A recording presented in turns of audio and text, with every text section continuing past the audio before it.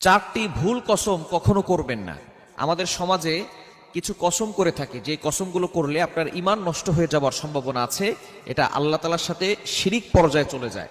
এজন্য আমাদেরকে অবশ্যই স্মরণ রাখতে হবে আমাদের জানা অজানা কোনো কাজে যাতে করে আল্লাহর সাথে শিরিক না হয়ে যায়। কেননা আল্লাহর সাথে যদি কোনো ব্যক্তি শিরিক করে ফেলে, ওই ব্যক্তির কোনো ইবাদত আল্লাহ তাআলা কবুল করবেন না।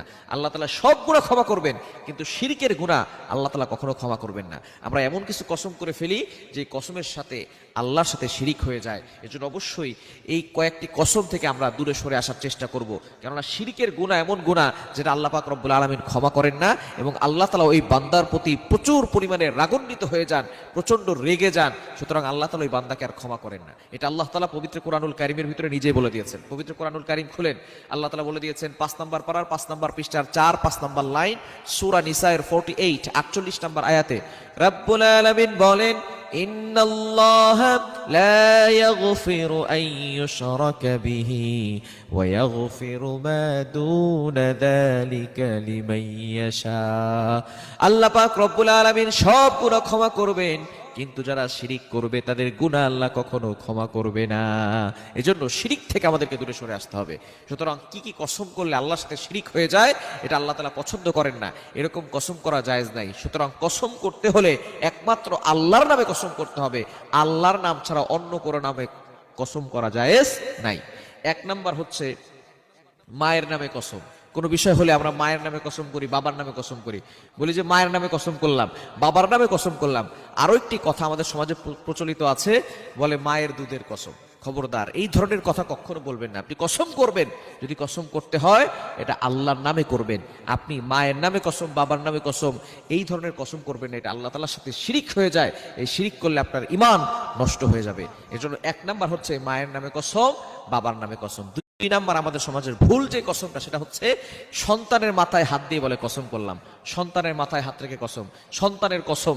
খবরদার, মা বাবার কসমও করা যাবে না, সন্তানের নামেও কসম করা যাবে না। আবার 3 নাম্বার খুবই গুরুত্বপূর্ণ একটি বিষয়, সেটা হচ্ছে কোরআনের কসম।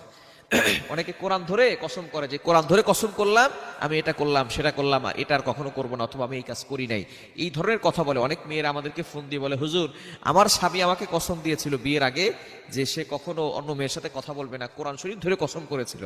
শুধু তাই নয়, রিলেশন করে, হারাম রিলেশন। মেয়ে বলতেছে অথবা ছেলে ফোন দিয়ে বলতেছে, হুজুর আমার যে গার্লফ্রেন্ড ছিল সে আমাকে কোরআনের কসম ধরে বলছিল, কোরআন ধরে কসম করেছে যে সে কখনো আমাকে ছেড়ে চলে যাবে না, অথচ সে অন্য পুরুষের হাত ধরে চলে গেছে, অন্য কারোর সাথে বিয়ে করে ফেলেছে, এখন আমার করণীয় কি? এই যে কসম করেছে, কসমের মানে কি? সুতরাং কোরআনের কসম যদি আপনি করেন আপনার গুনাহ হবে, এজন্য আল্লাহর কাছে তাওবা করতে হবে, কিন্তু কোরআনের কসম আপনার হবে না।